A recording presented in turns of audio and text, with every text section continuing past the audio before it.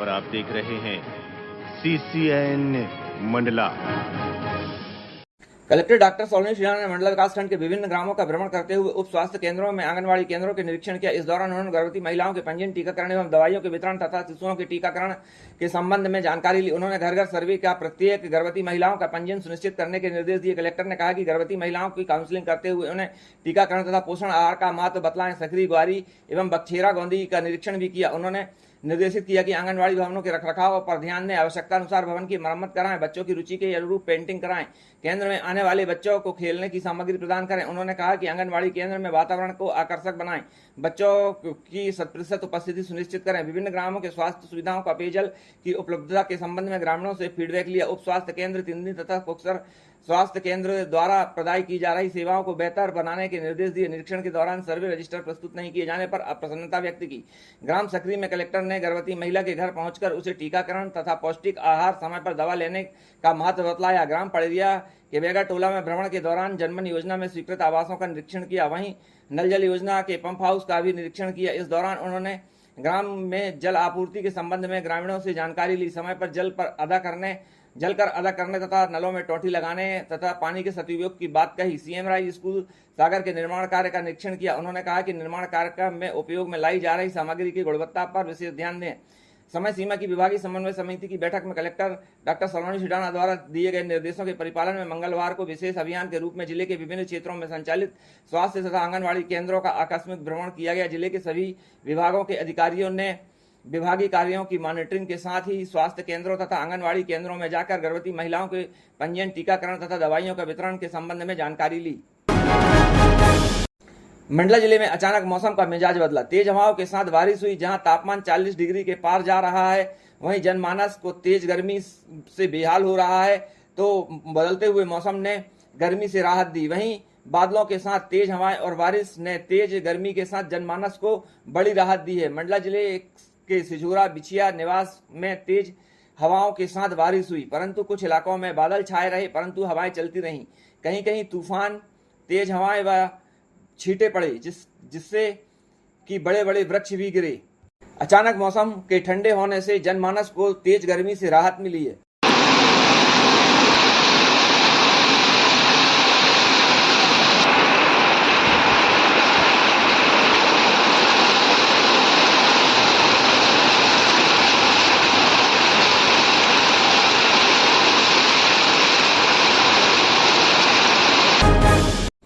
पेड़ के गिरने से एक महिला की मौत, आंधी तूफान ने मचाया कोहराम। मंडला में लगातार मौसम के बदलाव की स्थिति बन रही है, जिससे जनजीवन भी प्रभावित हो रहा है।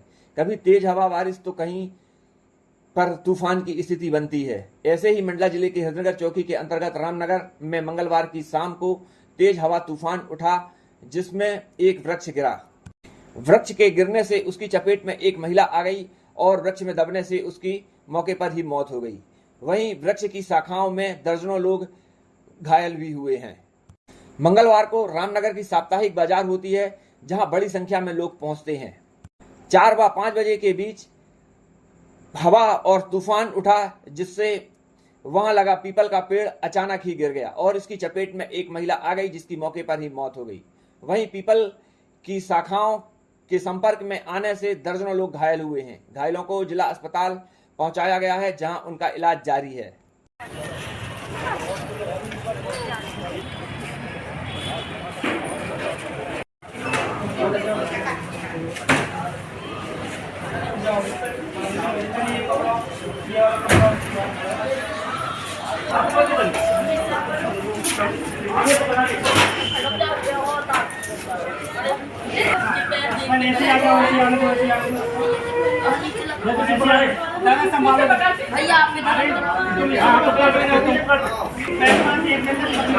पकड़ लेना भाई, पकड़ ले उसको, पकड़ ले।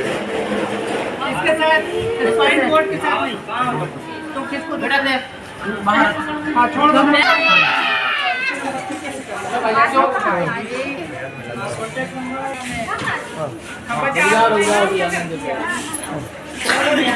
चल जाए।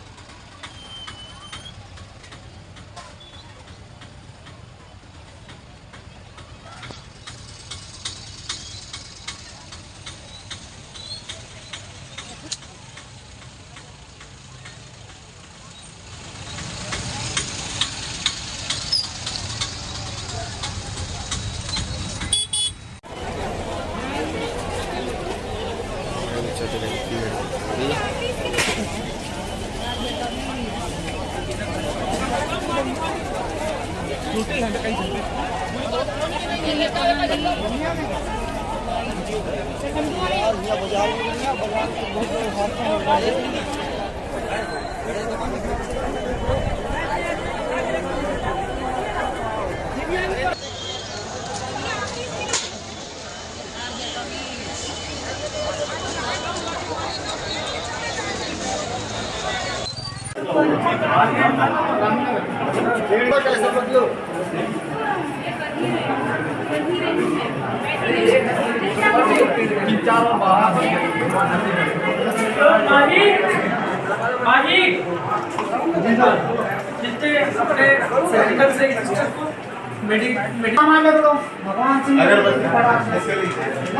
सिंह भगवान सिंह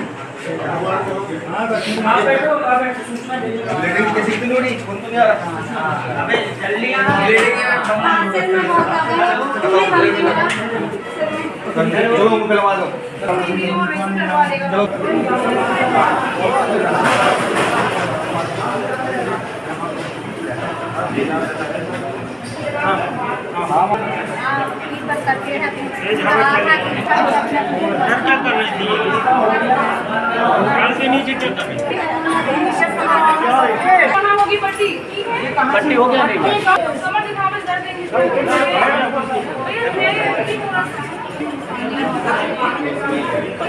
थोड़ा सा ये वाला ये दोनों बिल्कुल इंजेक्शन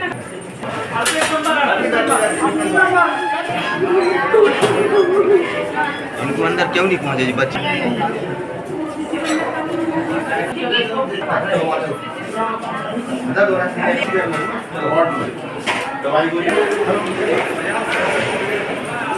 सीरज वाले केस आए।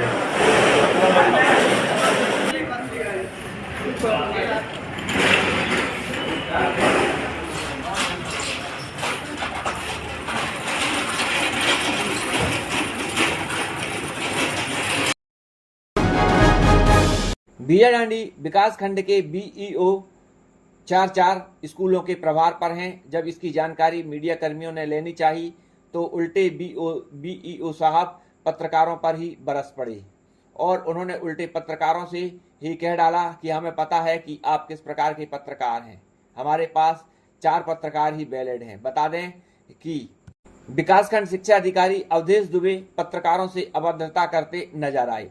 पत्रकारों का दोष इतना था कि उन्होंने बीईओ से 4 स्कूलों के प्रभार संभालने को लेकर सवाल किया था, जिससे वे नाराज हो गए और उल्टा पत्रकारों को ही पाठ पढ़ाने लगे।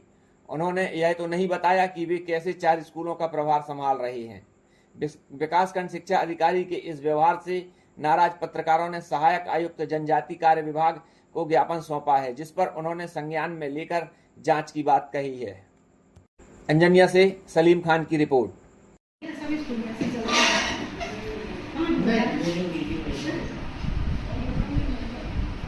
वीडियो स्कूल हमने साथ में कर दिया। ठीक है उसको जी राइटिंग में तो हमको क्या दे सकते हैं, बोल दो राइटिंग में दे दो, नहीं ऐसे करो देखो लिख के क्वेश्चन करो। अभी हम कोई जवाब नहीं देंगे, हम कोई जवाब नहीं देंगे। सर आपका कहाँ पर रखा? हमारे पास कहीं का प्रभार नहीं है, केवल पीओ है। हम केवल प्रभार है तो केवल जमथार हाई सेकेंडरी स्कूल। जमथार बीजापुर और विजयपुर नहीं है हमारे पास। हमने वहाँ प्रिंसिपल आ गए, उनको दे दिया। अभी तक चार्ज नहीं दिया है, दे दिया वही नहीं, हम सब पूरे जिले में। आप लोग आदिवासी अंचल से हैं? कोई नहीं है। मध्य चेतना से? कोई नहीं है। मंडल टाइम से? कोई नहीं है। प्रदेशोपासना से? कोई नहीं है। ये अखबार जीवन में नहीं है, कभी हमने सुना नहीं नाम का। आप जिसका नाम बोल रहे हैं नेशनल चैनल फर्जी नाम है, नेशनल चैनल रीजनल चैनल फर्जी लग रहे हैं। कोई फर्जी हम नहीं कह सकते, हम कौन चेक करने वाले हैं? लगभग 8 से 10 पत्रकार बीजेडांडी इस विषय पर आपसे यदि आप लोगों के साथ उनके द्वारा अवैध व्यवहार किया गया है इसको मैं संज्ञान में लेते हुए देखता हूँ कि क्या स्थिति है वास्तविकता में। और आपने बताया कि उनका ऊपर तक सेटअप है, तो भैया मैं इस पर विश्वास नहीं करता। यदि होगा उनका सेटअप तो होगा, मैं ये नहीं कह सकता, लेकिन मैं इन सेटअप में कोई भी शामिल नहीं। दूसरा सवाल ये सर, उन्हीं वीडियो साहब का जनता दिया तो का 37-31 लेकिन उसके बाद बिरयानी का तो प्रभाव नहीं दिख रहा है, इतनी इसमें खराब है। नहीं, तत्काल की व्यवस्था है, फिर जैसा ही वरिष्ठ पदों के लिए अभी आचार संहिता समाप्त हो।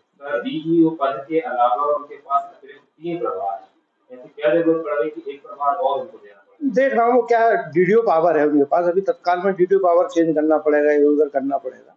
उस दृष्टि से तत्काल में कर्मचारियों को वेतन वगैरह में दिक्कत ना हो, इस दृष्टि से दिया है, बाकी कोई इंटेंशन नहीं। हम उम्मीद करेंगे उनको हटा दिया जाए। देखता हूँ निकट भविष्य में अच्छे व्यक्ति का की व्यवस्था करने का प्रयास करूंगा, तलाश करूंगा। आप लोग ध्यान दिला रहे हो तो ऐसा कुछ नहीं। सर हम सुनने में आए कि 12 बजे आके बाइक उनके द्वारा भी स्कूल में टाइम से नहीं आना, नोटिस जारी किया। विलम्ब से आने वाले कर्मचारियों की शिकायत मिली है, प्रिंसिपल ने भी दिया है, कुछ कर्मचारियों ने भी दिया है, उसको नोटिस जारी कर रहा हूँ। बिरयानी ब्लॉक को खाली रहती है, तो 3-4 जगह प्रवाह है, तो कैसे आप जब वहाँ रहती नहीं मुख्य कार्य तो कैसे संभालें? देखता हूँ, व्यवस्था को देखता हूँ। सर डीईओ विजय रानी जो है इनको कार अलॉट की गई है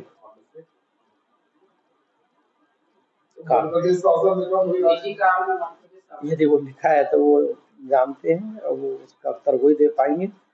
आरटीओ को अधिकार है ऐसे अनर्गल लिखा पड़ी पे कार्रवाई का। नहीं, ये बनता है बस, और आरटीओ साहबान के नॉलेज में है तो लिखा।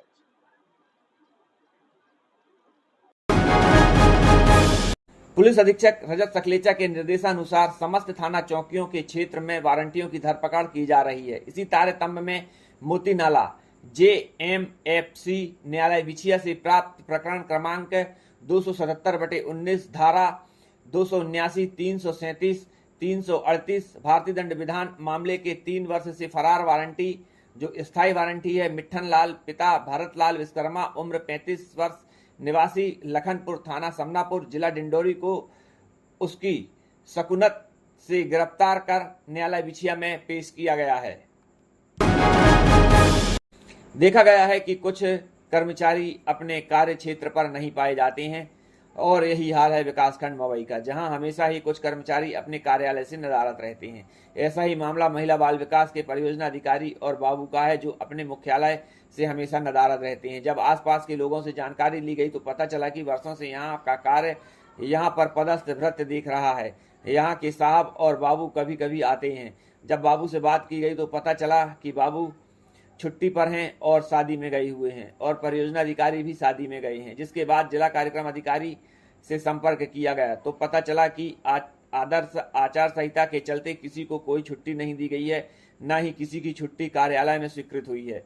चौंकाने वाली बात यह है कि स्वयं जिला कार्यक्रम अधिकारी भी कभी मवई नहीं आई हैं, उनका मवई दौरा नहीं लगा है। कार्यक्रम अधिकारी बचते हुए नेटवर्क पर दोष मढ़ दिया।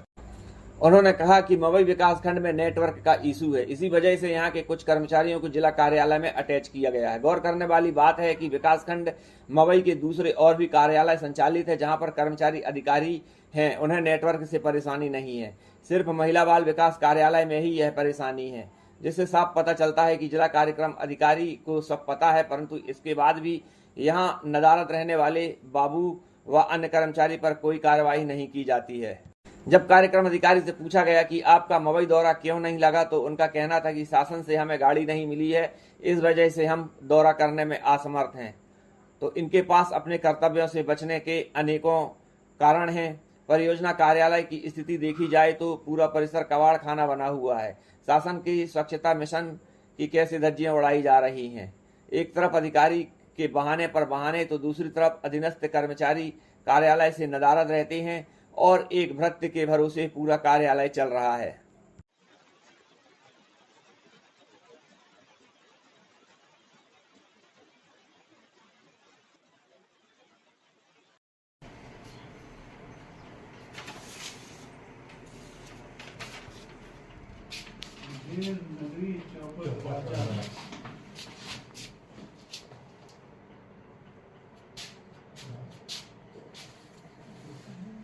नहीं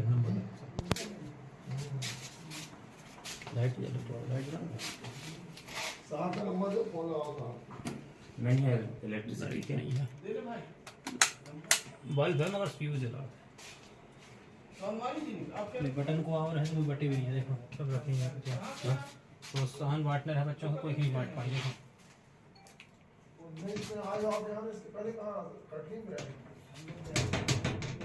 अभी ऐसी पड़ी है और ये डायरिया बटन पे आई रहे, ये डायरिया क्रैक है।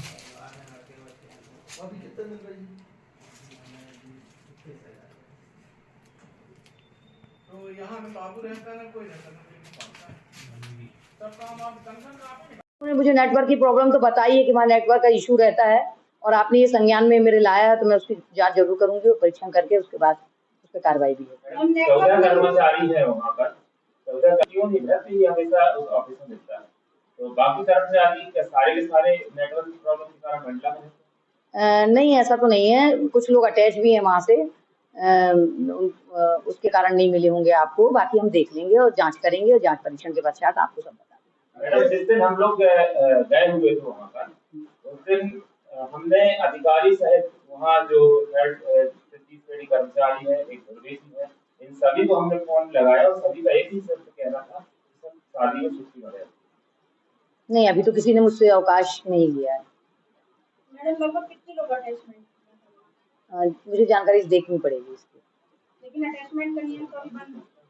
नहीं, अभी ये डीपीओ कार्यालय से तो सारे सभी की सैलरी क्योंकि अब डीपीओ कार्यालय से निकलती है, तो अटैचमेंट शब्द तो हम नहीं बोलेंगे क्योंकि सब मेरी जानकारी में भी चूंकि है भी नहीं कितने लोग अटैच। मैं देख के बता दूंगी, देख के फिर परीक्षण करके आप। आचार संहिता लगने के बाद हमने अपने स्तर से किसी को छुट्टी नहीं दी है। यदि किसी की छुट्टी स्वीकृत हुई है तो वो कलेक्टर महोदया से, और मवई से किसी की छुट्टी नहीं हुई है। लेकिन आपके द्वारा वहाँ पे नेटवर्क का प्रॉब्लम रहता है, ऐसा उन लोगों ने बताया मुझे कि नेटवर्क नहीं रहता है, अधिकांश समय हमें यहाँ वहाँ जाकर ही काम करना पड़ता है। तो अभी मैं वहाँ जाके स्वयं देखूंगी नेटवर्क काम कर रहा है कि नहीं कर रहा है, उसके बाद जैसा। लक्ष्मी प्रसाद धुर्वे वहाँ पर एक बाबू है और उनका कहना था वो 3-4 दिन से शादी में काम बाहर है। हमने कोई छुट्टी नहीं दी, वो सीडीपीओ से लेके गए होंगे तो मुझे पता नहीं है, इसकी जानकारी नहीं है।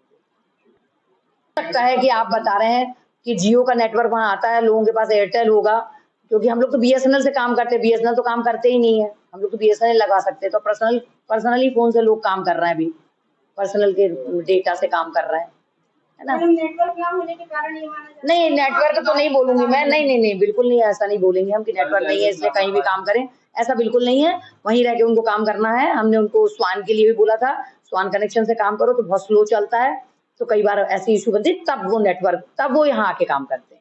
तब वहाँ का जो प्यून है वो रजिस्टर भी मेंटेन करता है और इसके अलावा भी अन्य कार्य करता है, तो क्या कहते हैं? मैं देख के बता पाऊंगी।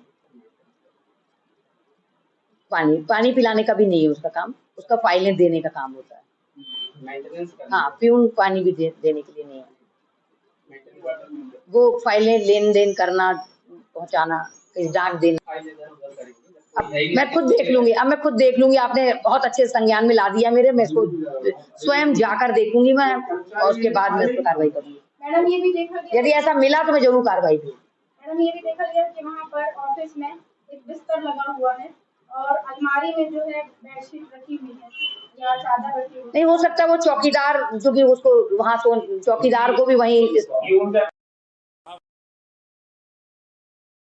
नाम है और घर के पद पे कार्य करता हूँ। आपके अधिकारी का नाम क्या? श्री ओमकार सिंह मसरा। कहाँ? अभी मंडला गए हुए हैं और यहीं रहे। कब गए? शाम के निकले। कब शाम? 6 बजे। तारीख 29 तारीख। कब आने क्या बोले हैं? कब तक आ जाएंगे? तो बताए नहीं है सर। स्टाफ कितना है ज़्यादा साहब? 3 मतलब सर हैं और मैं हूँ और एक विकासखंड समन्वयक है और सर हैं बाबू हैं बस। आपके जो रजिस्टर है उसके हिसाब से 14 लोगों का स्टाफ है। जी 14 लोगों का स्टाफ है जी। सारे 14 लोग आते हैं? ऑपरेशन कितने हैं अभी? बस हो जाए ना सर। अभी कितने उपस्थित हैं? फिलहाल मैं अकेला हूँ। आप अकेले? ऐसे ये नीरज सोनवानी और अमित मरावी, जी सहायक ग्रेड 2 और सहायक ग्रेड 3, जी ये कब से इस ऑफिस में नहीं आए? सर मैं आया हूँ जब से उन मंडलई में संलग्न है जो लोग। आपने देखे नहीं कभी इनको? देखा तो हूँ, जानता भी हूँ, लेकिन यहाँ उन मंडला में संलग्न है तो ऐसे इधर कैसे काम करें? उनके हिसाब से ये लिखा हुआ है रजिस्टर में कि जिला निर्वाचन कार्यालय में संलग्न। जी वही है जी।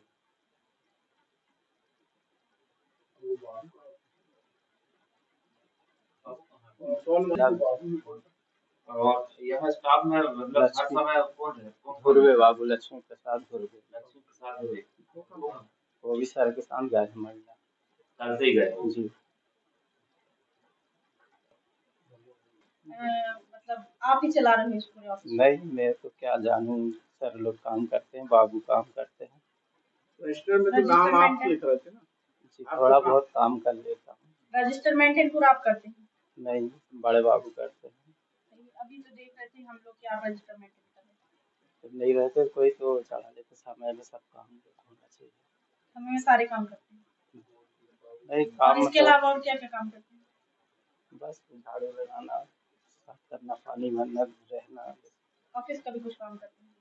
अब जो काम आता है बनता है सब काम। आपके घर में काम करते हैं? नहीं। तो आ जाते हैं ऑफिस में रह लेते नहीं तो उसके ऑफिस में रहने की कोई जगह नहीं है। घर मंडला से है। नहीं यहाँ अप डाउन मंडला से करते हैं या यहीं पे रहते हैं? यहीं पे रहते हैं। कहाँ रहते हैं? यहीं ऑफिस में रुक जाते हैं। रोज यानी कि कहाँ से आते हैं? मंडला से? नहीं, मंडला कभी कभार जाते हैं, बाकी रहते यहीं सर ज्यादा। यहाँ ऑफिस कहाँ?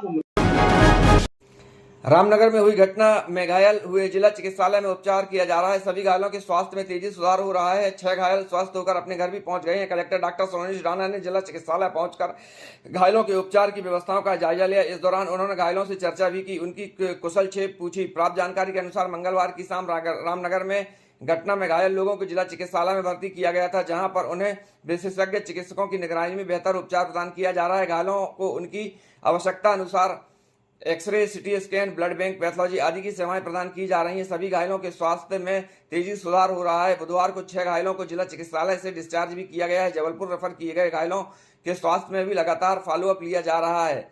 ग्रामीण आजीविका मिशन विजयडांडी के द्वारा कृषि सखियों का प्राकृतिक खेती को लेकर प्रशिक्षण आयोजित किया गया, जिसमें विजयडांडी एवं निवास ब्लॉक की 60 कृषि सखियों ने भाग लिया। प्रशिक्षण के दौरान कृषि सखियों को प्राकृतिक खेती के उद्देश्य से लाभ, मात्र प्रणालियों की विधियों, एकीकृत कृषि प्रणाली, मिट्टी एवं उसके पोषक तत्व, जैव उत्पाद, जैव प्रमाणीकरण, मार्केटिंग के बारे में विस्तार से जानकारी दी गई। प्राकृतिक खेती के इस प्रशिक्षण में कृषि विभाग एवं बागवानी विभाग के अधिकारीगण भी उपस्थित हुए हैं और इसके द्वारा बहुमूल्य जानकारी प्राप्त कराई गई।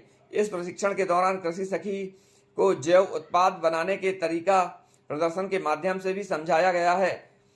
प्राकृतिक खेती के इस प्रशिक्षण में ट्रांसफॉर्मल रूरल इंडिया के मास्टर ट्रेनर उपस्थित हुए हैं। मंडला जिले के निवास बीईओ कार्यालय में लाखों का गबन सामने आया है। यहां फर्जी भुगतान कर कंप्यूटर ऑपरेटर ने मृत कर्मचारियों का वेतन अपने रिश्तेदारों के खाते में डाल दी। यह खुलासा संभाग के आयुक्त के निर्देशन में जबलपुर ट्रेजरी से पहुंची जांच टीम के पहुंचने के बाद हुआ। विकासखंड शिक्षा अधिकारी कार्यालय में मृत कर्मचारियों के वेतन के नाम पर 52,45,000 रुपए का फर्जी भुगतान कंप्यूटर ऑपरेटर द्वारा अपने परिवार के खाते में कराया गया। यह फर्जीवाड़ा ने कोष एवं लेखा की जबलपुर की टीम ने पकड़ा, जिसके बाद 2 दिन से यहां जांच चल रही है। मंगलवार को 8 सदस्यीय दल ने जांच किया, जिसमें रोहित सिंह कौशल, संयुक्त संचालक कोष एवं लेखा जबलपुर शामिल रहे, जिन्होंने बताया कि निवास खंड शिक्षा अधिकारी कार्यालय में होने वाले भुगतान में अनियमितता पाए जाने पर उक्त जांच की गई, जिसमें पाया गया कि विगत मार्च 2018 से लेकर वर्तमान तक तत्कालीन खंड शिक्षा अधिकारी के सहयोग से कार्यालय पर वे स्थायी तौर पर पदस्थ कंप्यूटर ऑपरेटर सतीश बर्मन द्वारा मृत कर्मचारी चमरू सिंह, सहायक शिक्षक एवं अन्य नाम से 37 लाख रुपए वेतन के तौर पर अपनी पत्नी सविता बर्मन के खाते में जमा करवा दिए और अपने एक अन्य रिश्तेदार सुमन बाई के नाम लाखों रुपए की राशि का अन्य मृत कर्मचारी की वेतन जमा कराई गई है। कुल 52,45,000 का तो सीधे गबन है। ये लगभग 15 दिन पूर्व हम लोगों को जो है भोपाल से सूचित किया गया था और थोड़ा सा चुनाव वगैरह थे तो उसकी वजह से भी हम लोग का काम प्रभावित हुआ। और अभी हम लोग लगातार 10 दिन से यहाँ लगातार रिकॉर्ड्स तस्दीक कर रहे हैं, बैंक की जानकारी कर रहे हैं। प्रथम दृष्टया जिन लोगों ने गबन किया है और भी कई मतलब जो हमारे शक के दायरे में है उन सब के बैंक अकाउंट सभी सीज कर दिए हैं। जांच की हमारी रिपोर्ट मतलब लगभग 80% काम हमारा हो गया है। जिन लोगों ने गबन किया है, जो मेन यहाँ पे जिसमें लोगों ने गबन किया वो बिल्कुल सामने आ चुके, उसमें तो कोई संदेह ही नहीं है। मतलब हमारी जांच है, मतलब इसमें जो हमने देखा है पूरे ऑफिस में जो ब्लॉक एजुकेशन ऑफिसर निवास है, इनके 2 BO जो है श्री आनंद जैन जी और राम नारायण पटेल जो है, इनके कार्यकाल में ये सारी चीज़ें हुई हैं। अभी और भी हम लोग जांच कर रहे हैं। इसमें मेन जो है जो इनका तरीका है गबन करने का, जैसे कोई व्यक्ति मृत हो गया है तो मृत व्यक्ति की मृत्यु होने के बाद भी उसका वेतन लगातार आरित करके कुछ यहीं के कर्मचारियों ने अपने खाते में लिया है। तो दूसरा तरीका जो है वो ये है कि जो छात्रवृत्ति है, छात्रवृत्ति जो है वो संबंधित बच्चा है जिसके भी लिए सरकार की तरफ से नियोजित की गई है, सिर्फ और सिर्फ उसी के खाते में जानी चाहिए, उसके अलावा किसी खाते में नहीं गई। तो कुछ जो ये दोनों टीचर्स हैं क्या, कुछ जो टीचर्स हैं उनके खाते में इस तरह का अनियमित भुगतान हुआ है।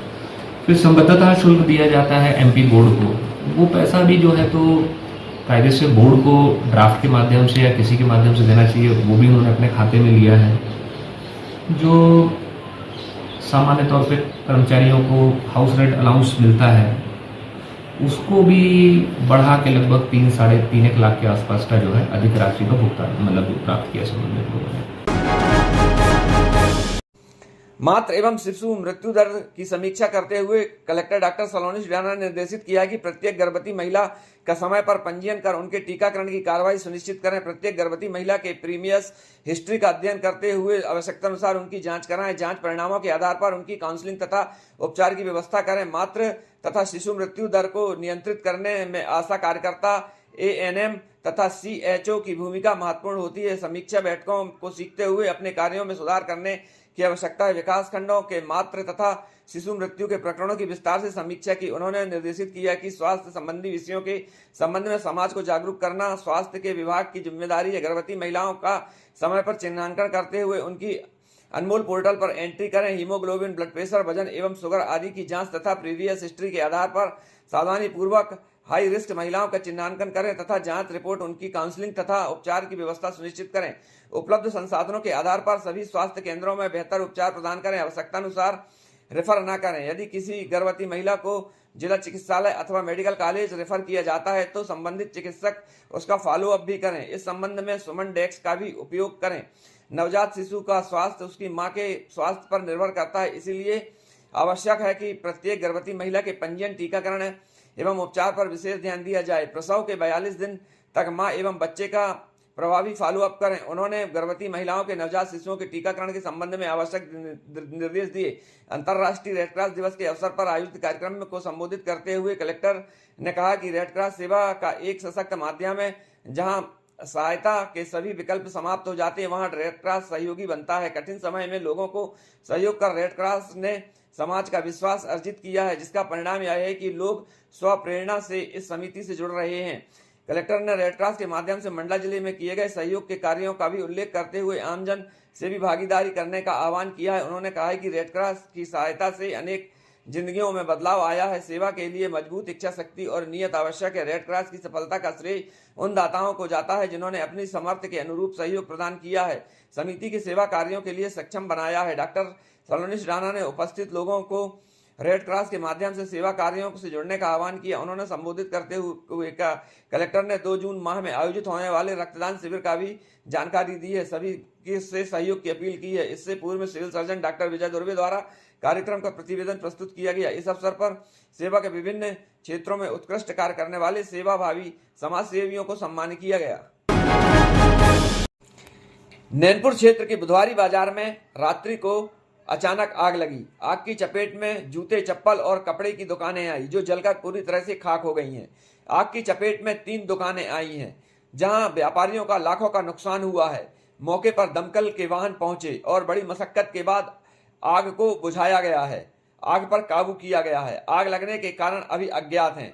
पुलिस के द्वारा जांच की जा रही है। व्यापारियों ने बताया कि उनका लाखों का नुकसान हुआ है क्योंकि दुकानें जलकर पूरी तरह से खाक हो गई हैं।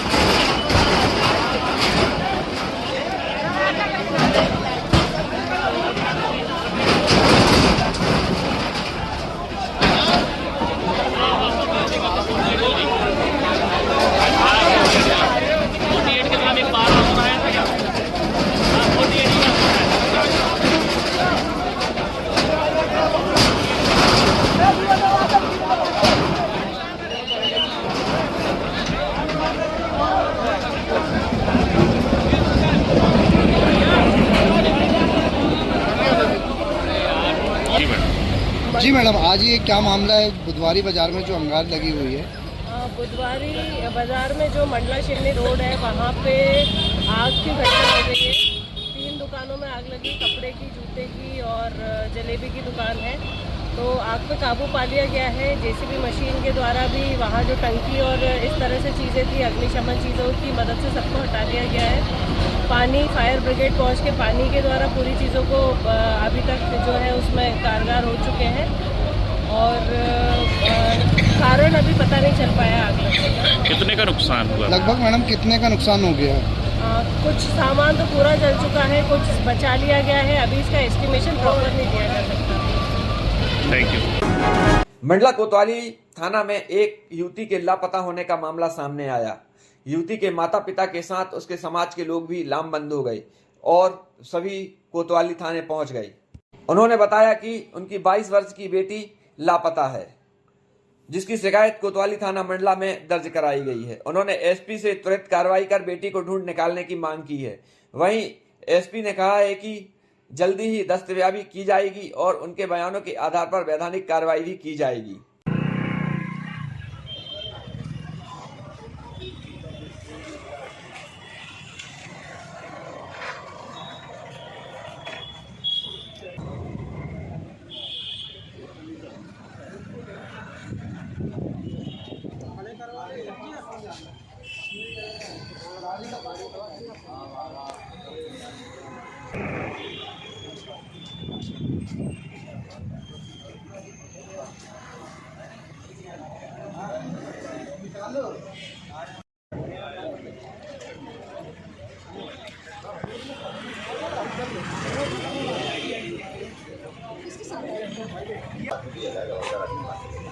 कोई भी जवाबदार उनके भाई को भेजो, भाई को भेजो। सब चाह रहे हैं कि समाज के सामने ये करो यार, अब सबके साथ हम रात से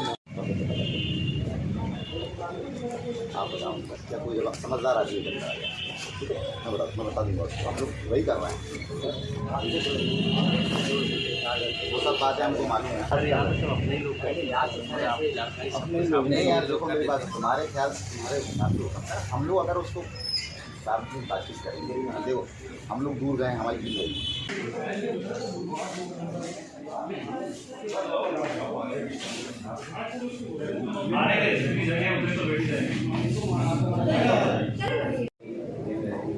सूचना देना आवश्यक नहीं। रात में 3 बजे तक भी रहे वहाँ पर एसडीओ थे, उसके बाद टीम भी बाहर है, टीमें गई हुई हैं, जितना जल्दी से जल्दी हम कर सकेंगे पकड़ के लाएंगे, लेकिन आपको डिटेल अभी नहीं बताऊँगा, जब हो जाएगा उसके पश्चात और बच्ची जो सिंध समाज के व्यक्तियों के द्वारा आज ज्ञापन दिया गया है और जो एक बालिका है लगभग 22 वर्ष की है वो लापता है। उसकी गुमशुदगी कोतवाली थाने में दर्ज की गई है।